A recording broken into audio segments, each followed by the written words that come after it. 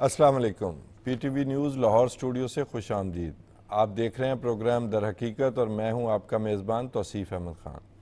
آج 3-4 جو ہمارے پاس موضوعات ہیں وہ بہت ہی اہم ہیں۔ اس میں سب سے پہلا جو موضوع ہے فارمیشن کمانڈرز کی 83ویں جو کانفرنس ہے وہ ہوئی ہے، اور اس میں 9 مئی کے جو ملزمان کو کٹہرے میں لا کر انہیں سزا دینے کا اعادہ کیا گیا ہے۔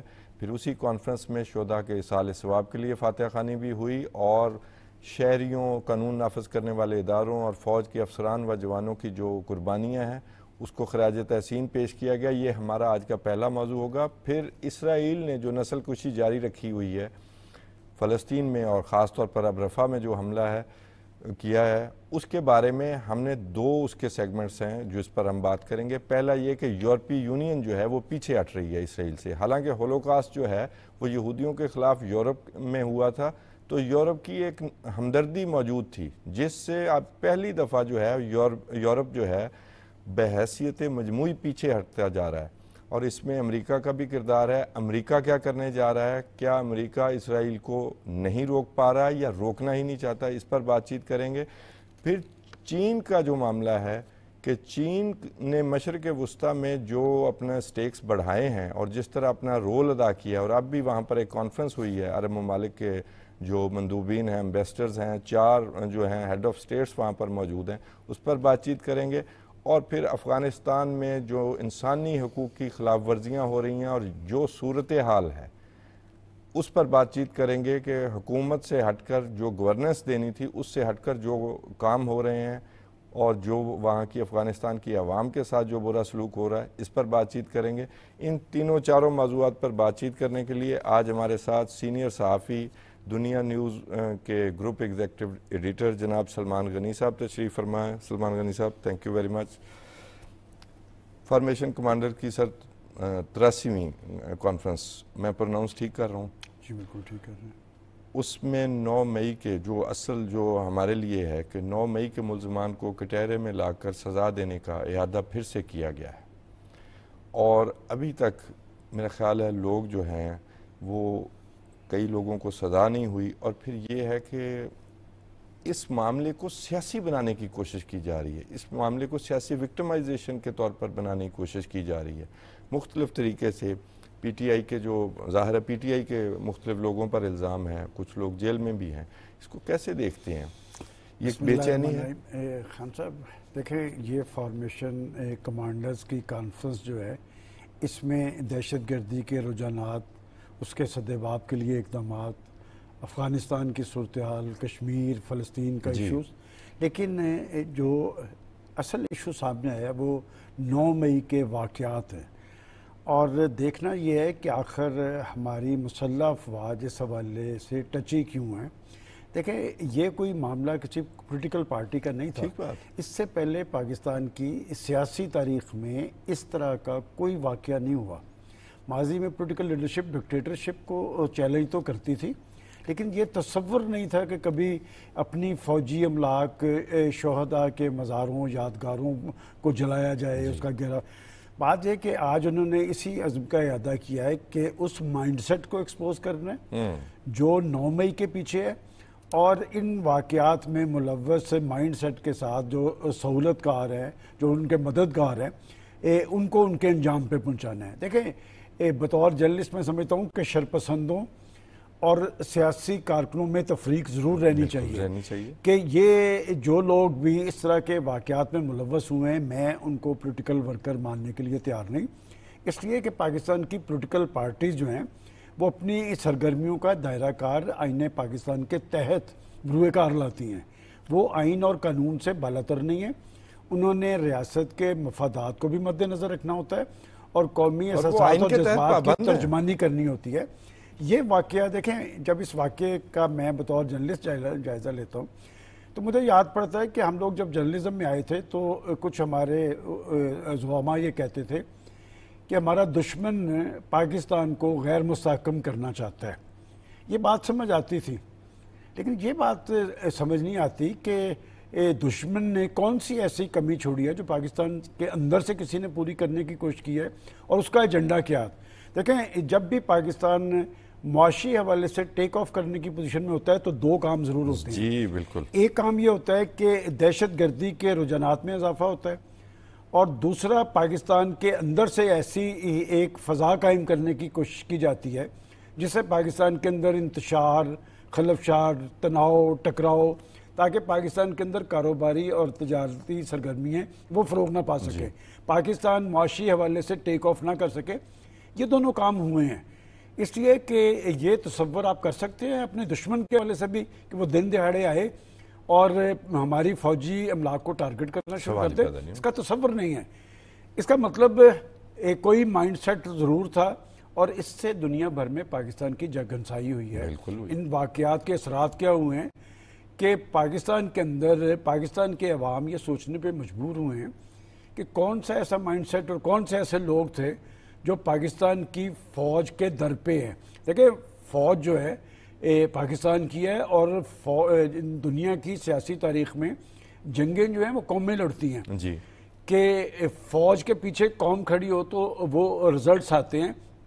میں سمجھتا ہوں کہ جب دہشت گردی کی جنگ میں پاکستان کی فوج جو ہے قربانیوں کی تاریخ رقم کر رہی ہے، کوئی دن ایسا نہیں جاتا کہ دہشت گردوں کو ان کے انجام پہ نہ پہنچایا جائے اور ہمارے افسر اور جوان شہادتوں کی تاریخ رقم نہ کریں. پاکستان میں یہ کیفیت تاریخ کی گئی، اور میں نے اسی لیے ایک لفظ استعمال کیا ہے کہ پاکستانی فوج بہت حساس ہے. اس لیے وہ یہ سمجھتے ہیں کہ یہ کام ہمارے لوگ نہیں کر سکتے. کون لوگ تھے جن کو بروئے کار لایا گیا؟ کون لوگ تھے جنہوں نے املاک پر حملے کیے؟ چیزیں چھپی ہوئی نہیں ہیں. ہمارے ریاستی اداروں کے پاس، ہمارے اگر مجھے اور آپ کو پتا ہے تو ان کے پاس کیوں نہیں سارا علم؟ جو بات آج اس فارمیشن کمانڈرز کی میٹنگ میں ایک فکرہ انہوں نے استعمال کیا ہے کہ جی وہ جو ان کے ساتھ انہیں ان کے انجام پر ابھی تک کیوں کر نہیں پہنچایا جا سکا. دیکھیں یہ جو معاشرے ہوتے ہیں یہ عدل اور انصاف کی بنیاد پہ چلتے ہیں. جزا اور سزا کا عمل ملکوں کے اندر استحکام بھی لے کے آتا ہے، ملکوں کو آگے بھی لے کے جاتا ہے. میں سمجھتا ہوں کہ میں سیاسی کارکن یہ کام نہیں کر سکتے، اور جن لوگوں نے یہ کام کیا ہے ان کے گرد قانون کا شکنجہ کسا جانا چاہیے. عدل و انصاف کے تقاضے کیوں کر پورے نہیں ہو رہے، اور ہماری فوج میں تشویش کیوں ہے؟ اس لیے کہ جب وہ یہ دیکھتے ہیں کہ جی ہم تو پاک سر زمین کے تحفظ کے لیے، ملکی بقا اور سلامتی کے لیے، قومی مفادات کے تحفظ کے لیے قربانیوں کی تاریخ رقم کر رہے ہیں، تو یہ لوگ جو فوجی املاک پر اثر انداز ہوئے انہیں ابھی تک ان کے انجام پر کیوں کر نہیں پہنچایا جا سکا؟ دیکھیں یہ کام پاکستان کی عدالتوں کا ہے، اور میں سمجھتا ہوں کہ ان کی بنیادی ذمہ داری یہ ہے کہ جن لوگوں نے بھی پاکستان کے ریاستی ادارے اور خاص طور پہ سیکورٹی اداروں کی ساکھ پر اثر انداز ہونے کی کوشش کی ہے، ان کو ان کے انجام پر پہنچانا ان کی قومی ذمہ داری ہے. اور پاکستان کے اندر بھی ایک ایسی فضا ضرور طاری کرنی چاہیے. دیکھیں میں اس میں تھوڑا سا پاکستان کے اہل سیاست کو کہوں گا کہ کیا قومی مفادات کے تحفظ یہ صرف فوج کی ذمہ داری ہے؟ نہیں جی، یہ پاکستان کی اہل سیاست کی ذمہ داری ہے. اور دنیا کی سیاسی اور جمہوری تاریخ میں یہ جو اتحاد اور یکجہتی کی فضا ہے یہ ہمیشہ اہل سیاست پیدا کرتے ہیں. وہ قوم کو تیار کرتے ہیں بڑی جنگ کے لیے.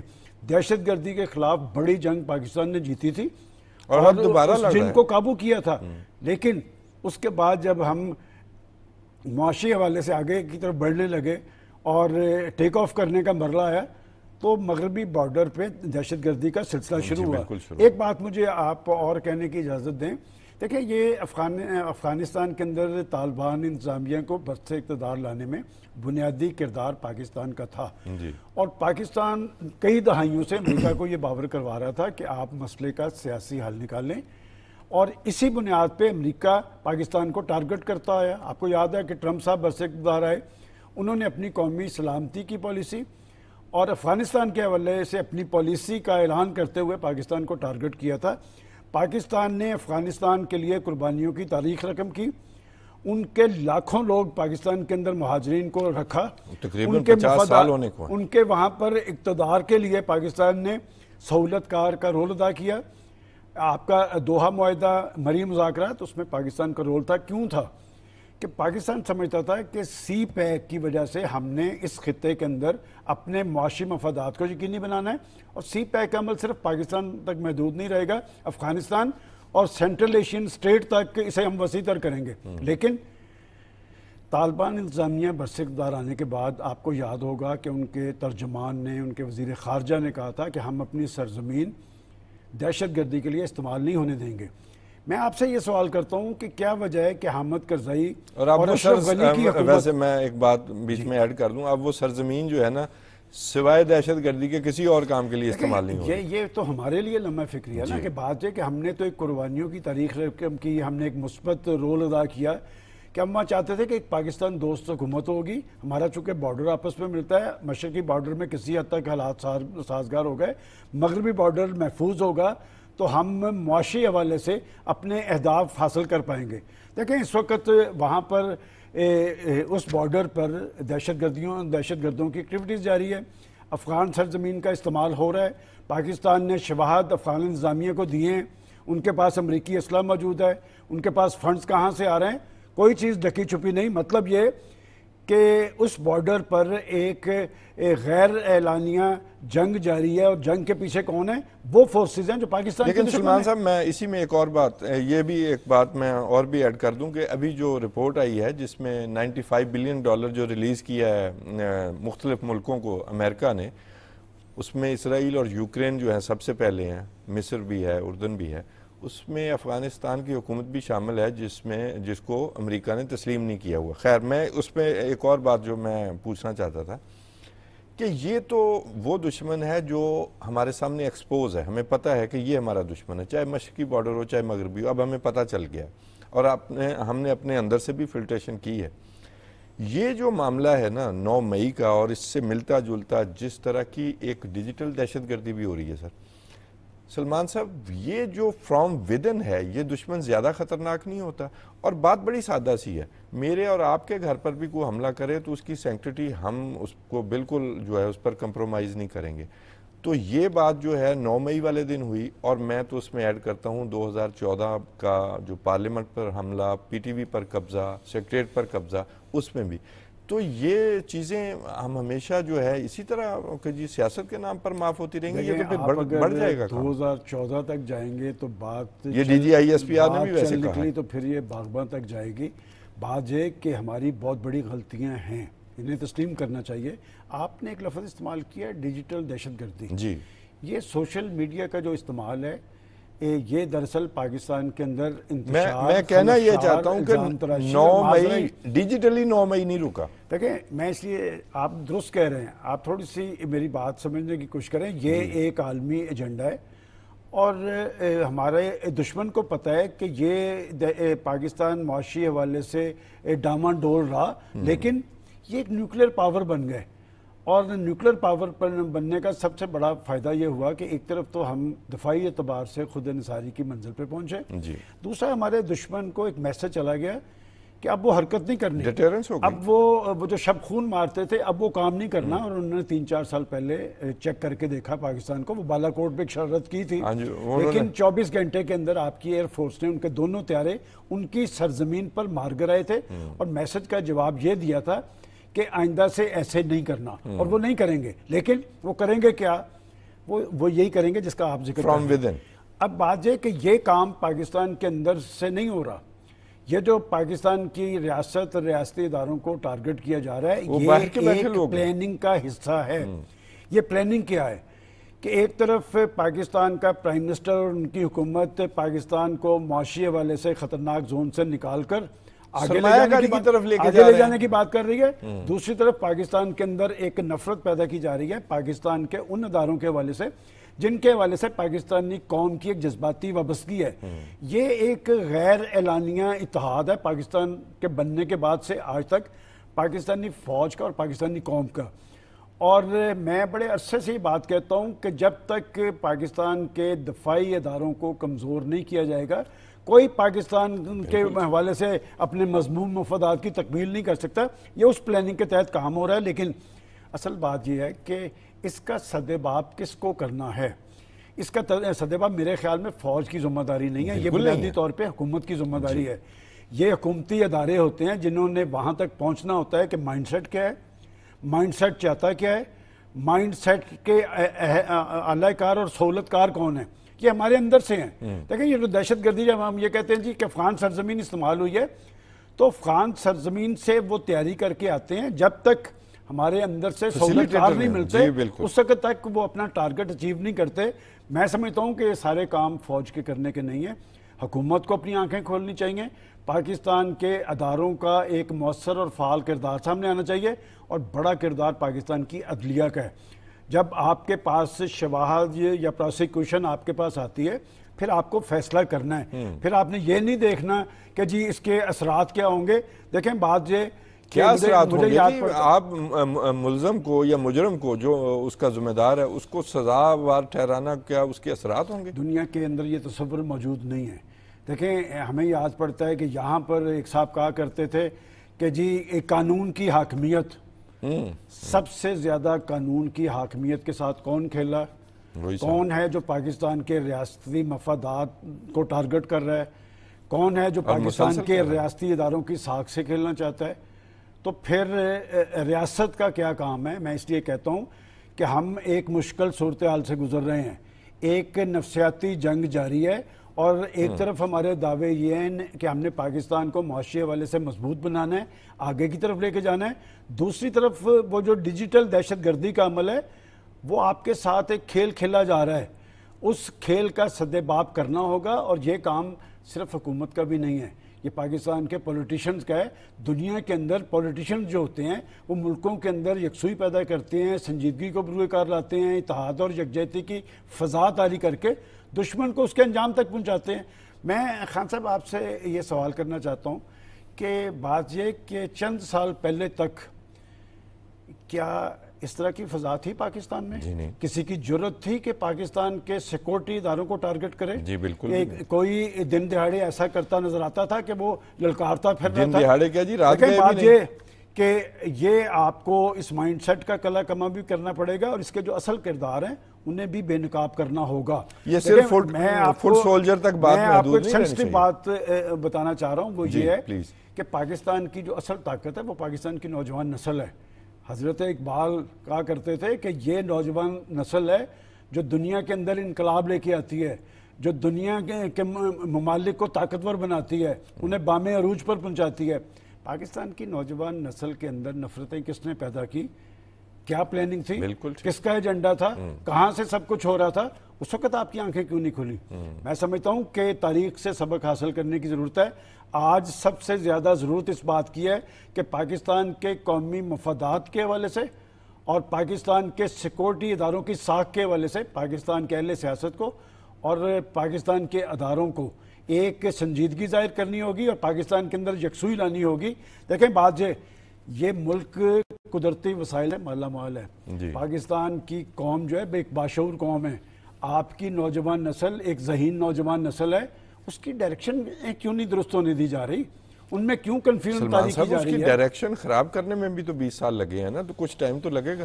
لیکن میں 20 سال کا تو نہیں کہتا، یہ سلسلہ 2011 سے شروع ہوا ہے، میں اسے کھولنا چاہتا، میں اسے کھولنا نہیں چاہتا، میں نے تو اس لیے کہا تھا کہ بات چل نکلی تو پھر یہ باغ تک جائے گی۔ سب کو اپنے اپنے طرز عمل پہ نظر ثانی، ہمیں بھی اپنے گریبان پہ جھانکنا چاہیے کہ میڈیا کا کیا رول ہے، ہم پاکستان کے سیاست کو بھی سوچنا چاہیے، پاکستان کے اداروں کو بھی دیکھنا چاہیے۔ دیکھیں آپ کے پاس ایک نسخہ کیمیا موجود ہے آئین پاکستان کی صورت میں، اس میں ڈائریکشنز ہے، آپ کا رول کیا ہونا چاہیے، اور پھر اسی کے اندر ہر اس چیز کی سزا بھی موجود ہے کہ کوئی آئین پاکستان پر اثر انداز ہونے کی کوشش کرے، وفاق پاکستان کے لیے خطرہ بنے، پاکستان کے مفادات کو ٹارگٹ کرے، یا پاکستان کے ریاستی اداروں کی ساکھ پر اثر انداز ہو، تو اس کے گرد قانون کا شکنجہ کسا جانا چاہیے۔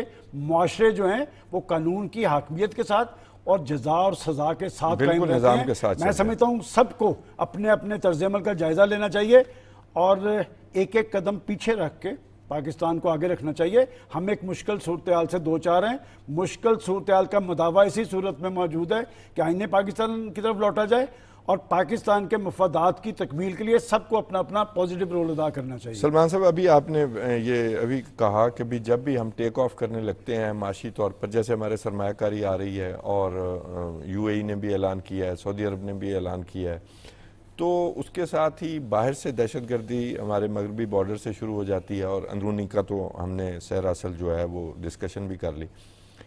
اب وہ افغانستان کی سرزمین جو ہے دہشت گردی کے لیے استعمال ہو رہی ہے، لیکن انسانی حقوق کی جو حالات ہیں وہاں پر وہ بالکل دگرگون ہیں. جہاں پر لوگ کسی اپنے بجلی کے لیے یا اپنے عام مسئلے کے لیے باہر نکلتے ہیں ان پر فائرنگ ہو جاتی ہے، وہ لوگ 2-4 مارے جاتے ہیں. یہ گورننس نہیں تو پھر یہ دہشت گردی کی طرف ہی ساری توجہ ہے. دیکھیں پھر آپ نے خواتین کی تعلیم پر پابندی کوسچن اٹھایا ہے کہ ہم نے دنیا کو یہ باور میرے پروگرام کا نام ہی در حقیقت ہے. میں اسی لیے کہہ رہا ہوں کہ آپ نے دیکھیں ایک ایسا سوال اٹھایا، ہم نے دنیا کو یہ باور کرانے کی کوشش کی تھی کہ افغانستان کے مسئلے کا سیاسی حل نکالا جائے، اور پھر طالبان کو یہ کہا تھا، ان کے لیے پاکستان نے سہولت کاری کی تھی کہ آپ وہاں پر امن قائم کریں، آپ کا بھی فائدہ ہوگا، اس خطے میں بھی استحکام آئے گا. لیکن سلمان صاحب معاملہ پتا کیا ہے اس وقت؟ وہاں پر جو لوگ ڈیولپمنٹ کے لیے جو کانٹریکٹر ہیں انہیں بھتا دینا پڑتا ہے.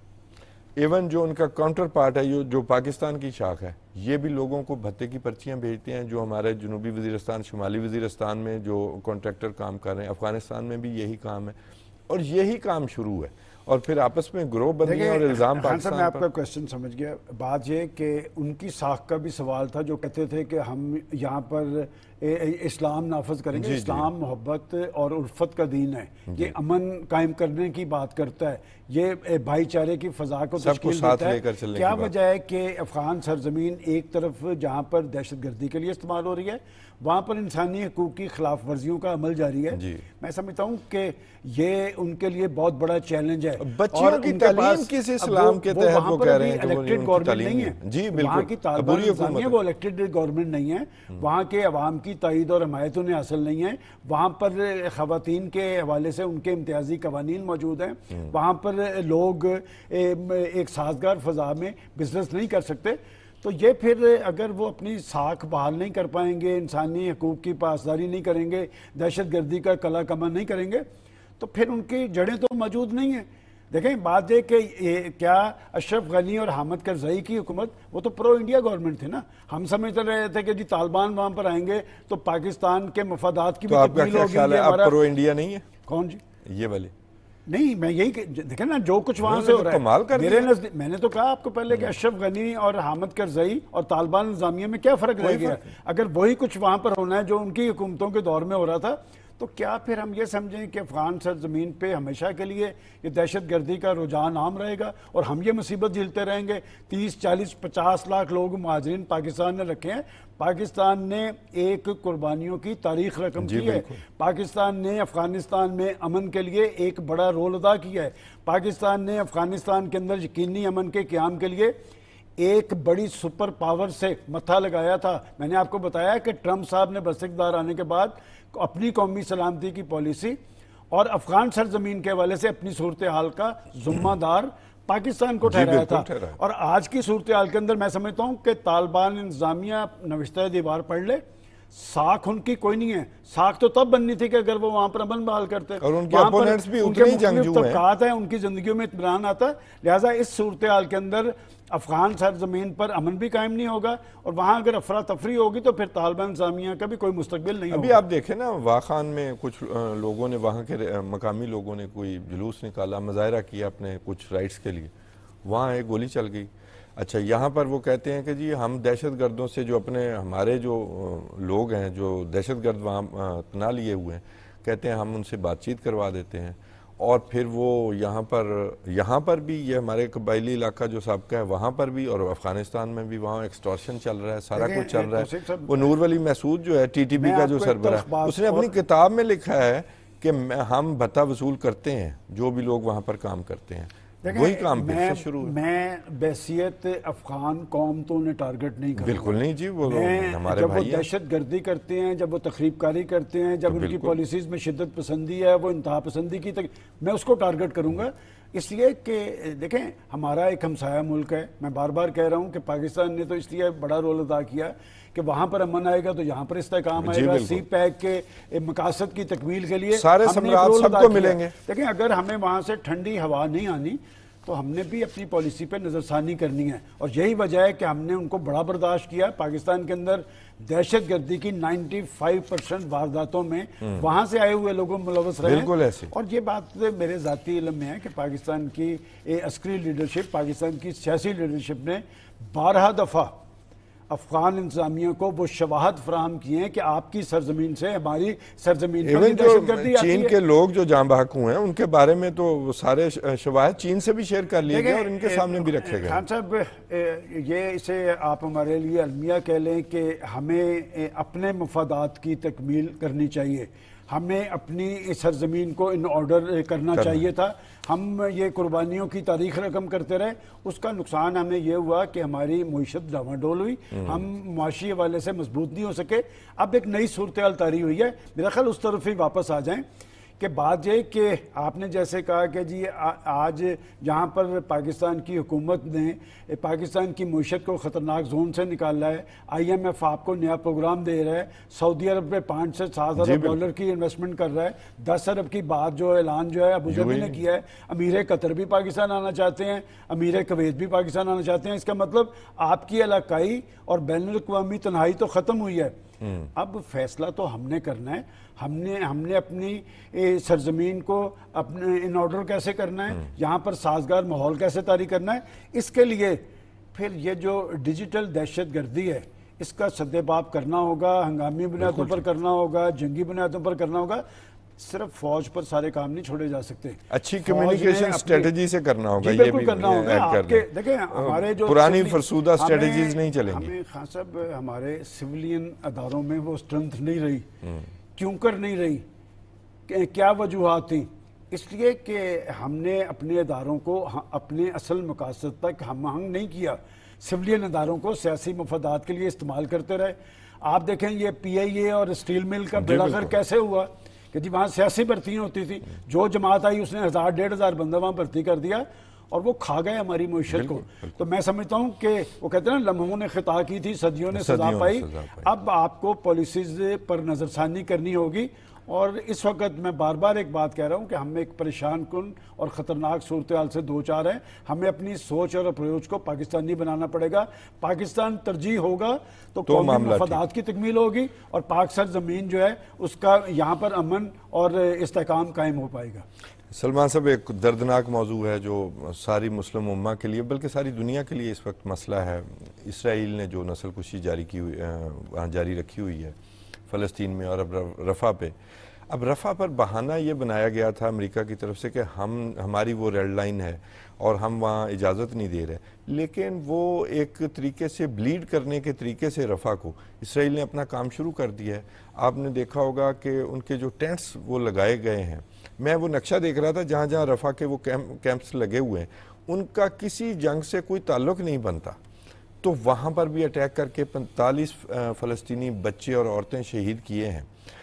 اب کیا دیکھتے ہیں، یورپی یونین جو ہے وہ پیچھے ہٹ رہی ہے۔ ابھی یورپی یونین میں ایک آپ کو پتہ، پہلے تو شاید اتنی ہیٹ نہ فیل کی ہو اسرائیل نے، لیکن اب یہ ہے کہ ناروے نے، آئرلینڈ نے، اسپین نے کلیئر لائن بھی لے لی ہے یورپی یونین میں کہ اس پر پابندیاں لگائی جائیں، لیکن امریکہ ہے جو کہ خود اگر کہہ رہا ہے کہ ہم فلاں چیز ابھی روک رہے ہیں، تو ادھر سے انڈیا کی مختلف کمپنیز جو ہیں وہ اسلحہ بارود فراہم کرنا شروع کر دیتی ہیں۔ تو آپ کیسے دیکھتے ہیں کہ یہ یورپی یونین کہاں تک جا سکتی ہے؟ بات یہ کہ یہ سلسلہ 8 اکتوبر سے شروع ہوا تھا، اس وقت 7 یا 8 ماہ ہونے کو آئے۔ 36,000 سے زائد لوگ شہید ہو گئے ہیں، 80,000 سے زیادہ لوگ زخمی ہیں، اور یہ مسئلہ اب صرف امت مسلمہ کا مسئلہ نہیں ہے، یہ انسانیت کا مسئلہ ہے۔ تھوڑا سا نا ہمیں اس میں ہم سب کمپیریزن ضرور کرنا پڑے گا کہ ہم تو سمجھتے تھے کہ یہ ہمارا مسئلہ ہے، ہمارا مذہبی مسئلہ ہے، اپنا قبلہ اول وہاں پر ہے، مسجد القدس وہاں پر ہے، اور فلسطین ہمارے بھائی ہیں، ہمارے بچے ہیں۔ یہ تو اون کر لیا مغرب نے۔ بالکل، مغرب میں ایک انقلاب آیا، ہم کہتے تھے کہ مغرب کا دورہ معیار، مغرب کی ابھی آپ نے یوتھ کا ذکر کیا، دیکھیں وہ یوتھ نے کیسا پازیٹیو کام کیا، انہوں نے اپنی یونیورسٹیز کے پرچم سرغنوں کر کے فلسطینیوں کے پرچم، فلسطین کے پرچم لگائے۔ یہ جن ممالک کا آپ ذکر کر رہے ہیں یہ مسلمان نہیں ہیں، اور یہ جو عالمی عدالت کا فیصلہ ہے، یہ کون گیا تھا وہاں پر؟ ساؤتھ افریقہ گیا۔ ساؤتھ افریقہ نے وہاں پر اپنی پٹیشن ڈالی اور ساؤتھ افریقہ اپنا عالمی عدالت نے ایک بڑا فیصلہ کیا کہ رفح کے اندر جنگ بندی ہوگی. لیکن ایک بات جو آپ نے کہی کہ جی امریکہ کا رول، وہ ایک فکرہ ہم سنا کرتے تھے کہ چور کو کہہ دیں چوری کرو، مالک سے کہنا جاگ دے رہنا. دیکھیں بات یہ کہ اس نے آپ کی یو این کی ریزولوشن نہیں مانی، وہ عالمی عدالت کے فیصلے نہیں مانتا. کیوں نہیں مانتا؟ اس لیے کہ جب یہ جنگ شروع ہوئی 8 اکتوبر کو تو کون گیا تھا اسرائیل کے دارالخلافہ میں؟ کس نے جا کے کہا تھا کہ ہم آپ کے ساتھ کھڑے ہیں؟ کہ صدر بائیڈن بھی گئے تھے اور ان کے سیکریٹری آف اسٹیٹ بھی گئے تھے. انہوں نے کہا تھا ہماری طاقت اور لیکن سلمان صاحب اب معاملہ کچھ بدل رہا ہے. نہیں سر، میں آپ سے اس پہ اختلاف، دیکھیں بات یہ نہیں، میں امریکہ کا نہیں بدلنا کہہ رہا. میں کہہ رہا ہوں کہ جب سیکورٹی کونسل میں وہ ویٹو کرتا ہے ہر ریزولوشن پہ، آج اگر میں آپ کو کہتا ہوں آج اگر امریکہ اپنا ہاتھ کھینچ لے ختم ہو جائے گی، بات ختم ہو جائے گی. جی بالکل. یہ مقصد کیا ہے اس کا؟ دیکھیں بات یہ کہ یہ امریکہ کی جان کس طوطے میں ہے؟ وہ اسرائیل ہے.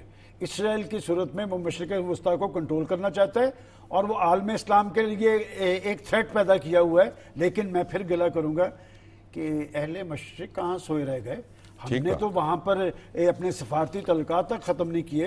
ہم فلسطینیوں سے یکجہتی کا اظہار تو کرتے ہیں لیکن ہم اسرائیل کی آپ دیکھ لیں وزیر خارجہ جو ہیں وہ اس کے جو فرانس کے وزیر خارجہ ہیں اس نے کہا کہ جی یہ جو انٹرنیشنل کورٹ آف جسٹس کا یہ یونائٹڈ نیشن کا جو فیصلہ ہے یہ بائنڈنگ ہے اور یہ اسرائیل اس سے مبرہ نہیں ہے اور تجارتی پابندیاں لگانے کی بات ہو رہی ہے یورپی یونین کی طرف سے. آپ کے پاس آتے ہوئے میں خبریں سن رہا تھا تو کینیڈا کا کینیڈا وزیر خارجہ نے بات کی، انہوں نے کہا کہ یہ فلسطین کا ایشو مسلمانوں کا ایشو نہیں ہے، یہ انسانیت کا ایشو ہے. بات یہ کہ یہ انسانیت کا ایشو بھی مغرب نے بنایا، مشرق نے نہیں بنایا. جی بالکل کہ ہم فلسطینیوں سے یکجہتی کا اظہار کرتے ہیں لیکن ہم دیکھتے ہیں امریکہ کی طرف ہیں.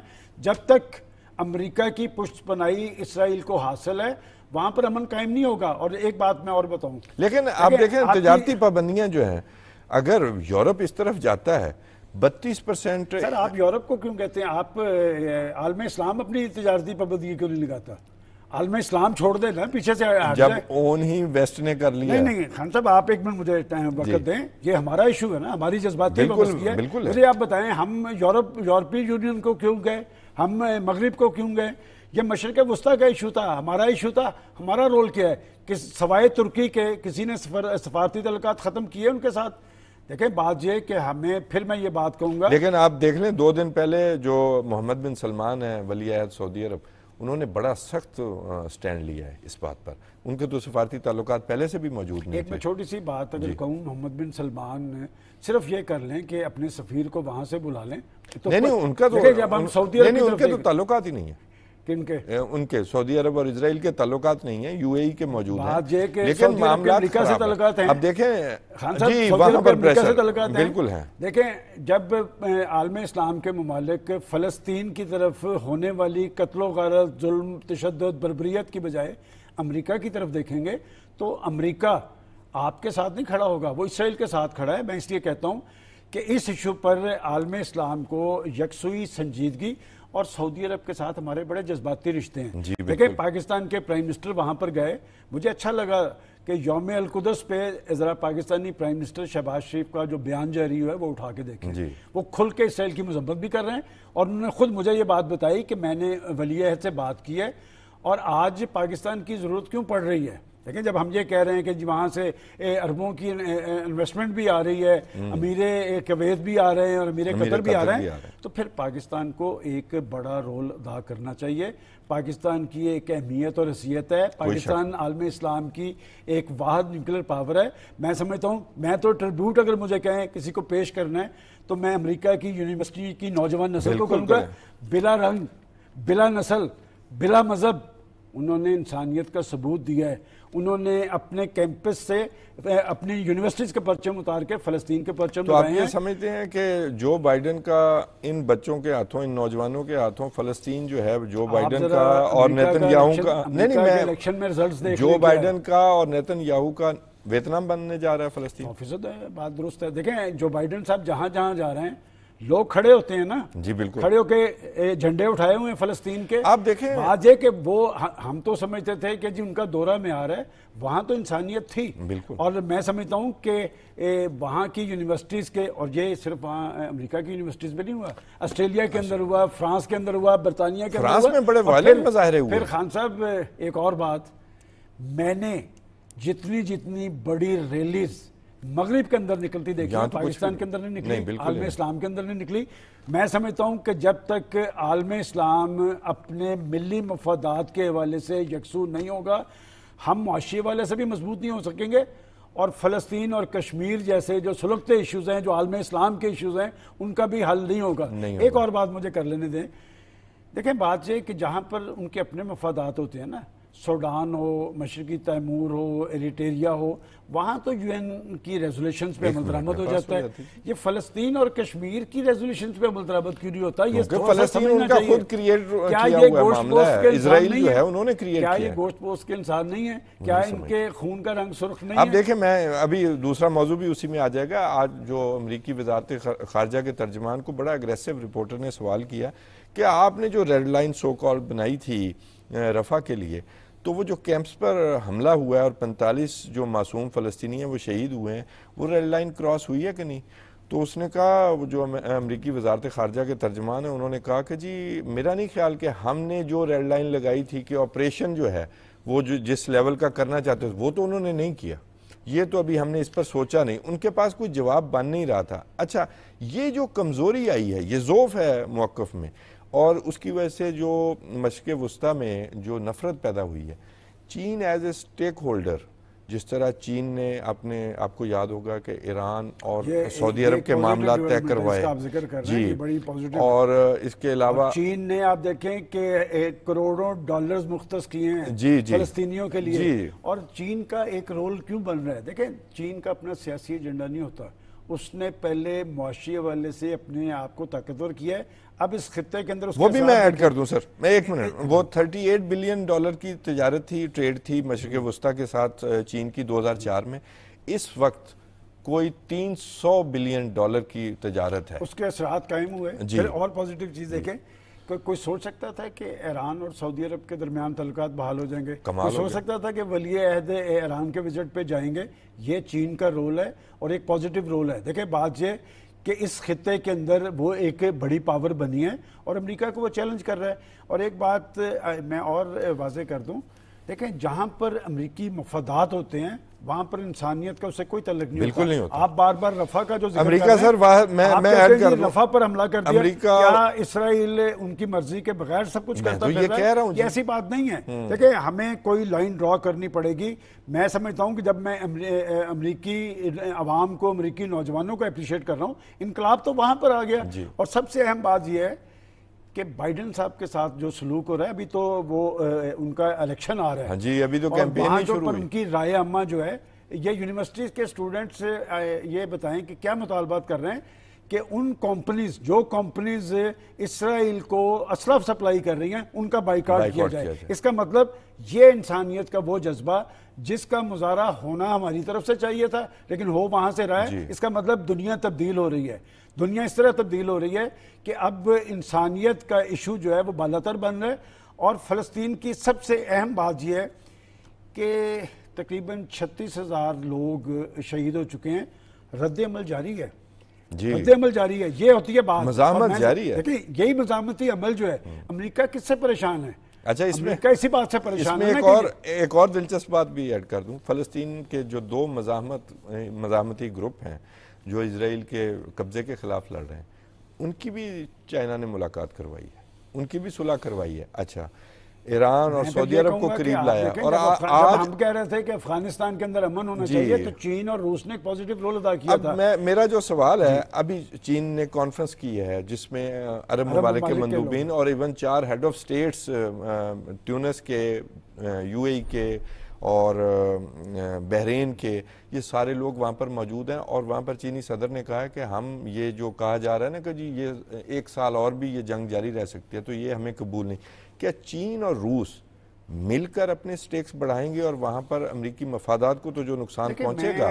لیکن کیا یہ جو عرب ممالک ہیں جو جن کے امریکہ کے ساتھ بڑے تعلقات ہیں وہ اسلحہ بھی وہاں سے لیتے ہیں, تو کس طرح دیکھتے ہیں کتنا بڑا کلیئر کرتے ہیں. لیکن اسرائیل پر اثر انداز بہت کم ہوا جا سکتا ہے تھرو چائنا. آپ 2-3 ایشوز پہ دیکھیں.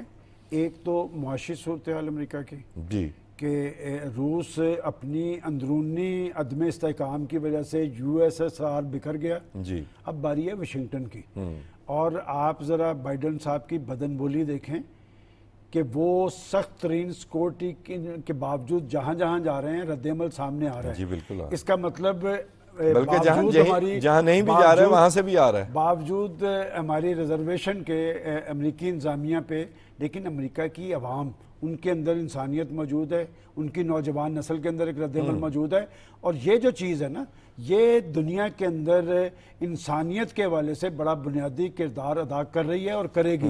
اور یہ جو بات اسرائیل کا خواب تھا کہ وہ غزہ پر اپنا تسلط قائم کر لے گا اور یہ رفح پر آ جائے گا, بات ہے کہ اس کا ایک بھیانک, مکروہ, شرمناک اور افسوسناک چہرہ دنیا کے سامنے آ گیا ہے.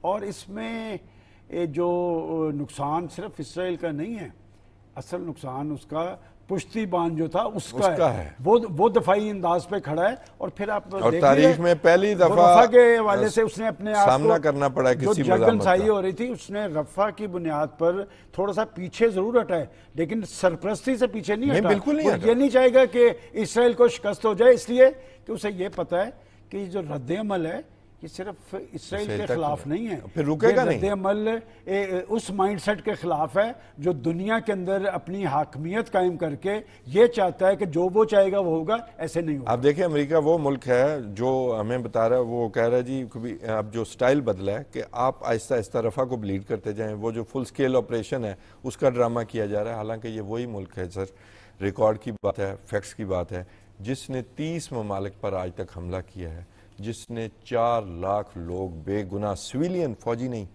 ان کو مارا ہے. تو وہ یہ میں کہتا ہوں hats off to their youth, جو کہ کھڑی ہو گئی ویتنام کی جنگ کے بعد, اب دوبارہ کھڑی ہوئی ہے کہ ہم یہ کچھ نہیں ہونے دیں گے. نہیں ہونے دیں گے. دیکھیں آپ نے بڑا ویلڈ یہ بات اٹھائی ہے کہ میں نے اسی لیے یہ مثال دی تھی کہ اس کے نزدیک جہاں پر اس کے مفادات ہوتے ہیں, ان کے ایک سیکریٹری آف اسٹیٹ تھے, وہ کہتا تھا کہ ہمارے دوست اور دشمن مستقل نہیں ہوتے, ہم اپنے مفادات دیکھتے ہیں اور اس مفادات کی بنیاد پہ ہم فیصلہ کرتے ہیں کہ ہمارا دوست اور دشمن کیوں ہے. آپ پاکستان کی ہسٹری اٹھا کے دیکھیں, یہ دہشت گردی کی جنگ بنیادی طور پہ کس کی جنگ تھی؟ امریکہ کی جنگ تھی. ہمیں فرنٹ لائن کنٹری کس نے بنایا؟ امریکہ نے. اور ہم نے تو وہ جن قابو کر کے دکھا دیا. اور افغانستان میں یہ پتھر چاٹ رہے تھے, ان کو نکلوانے میں پاکستان نے مدد دی. اس نے اپنا وزن کس کے ساتھ ڈالا؟ انڈیا کے ساتھ.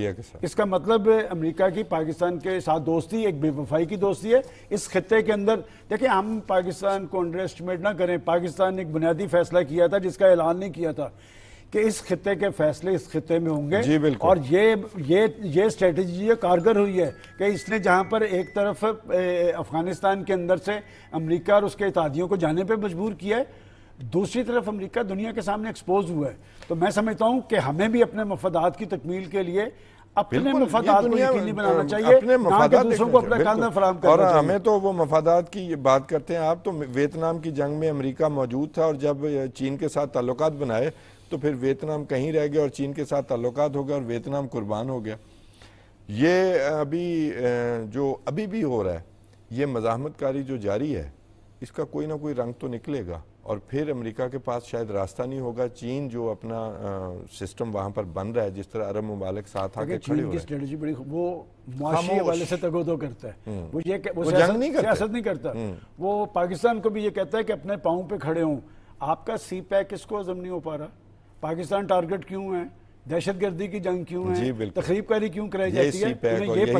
انہیں یہ پتا ہے کہ دنیا سمجھتی تھی کہ پاکستان کی معیشت ڈاماڈول ہے, یہ نیوکلیر پاور بن گیا ہے. اب انہیں یہ خطرہ پڑ گیا ہے کہ یہ بظاہر لگ رہا ہے کہ یہ ڈوب جائیں گے. ڈوبنا نہیں ہے پاکستان نے سروائیو کرنا ہے, پاکستان نے ہمیشہ قائم رہنا ہے. اب اصل ٹارگٹ یہ ہے کہ ہم نے معاشی حوالے سے خود انحصاری کی منزل پہ پہنچنا ہے. اسی لیے یہ ساری دہشت گردی, اسی لیے ڈیجیٹل دہشت گردی ہو رہی ہے. کون کروا رہا ہے؟ یہ دشمن کروا رہا ہے. اللہ کار ہمارے اندر موجود ہیں, ہم انہیں پکڑ نہیں پا رہے. بہت شکریہ سلمان غنی صاحب. اور میں اس جو آج کا پروگرام ہے اس کے اختتام پر یہ بھی کہنا چاہتا ہوں, وہ جو سابقہ امریکی صدارتی امیدوار ہے نا نکی ہیلی, اس نے بموں پہ جا کر لکھا ہے فنش دیم. انہیں میں پیغام دینا چاہتا ہوں کہ فلسطینی مزاحمت اور فلسطینی لوگ ایسے ختم نہیں ہوں گے. آپ اپنا زور جاری رکھیں, انشاءاللہ مزاحمت جاری رہے گی. اور تاریخ میں پہلی دفعہ دنیا نے دیکھا ہے کہ اسرائیل کو شکست کا سامنا ہے. ناظرین اپنا خیال رکھیے گا. اپنے میزبان توصیف احمد خان کو آج کے لیے اجازت دیجیے. اللہ نگہبان.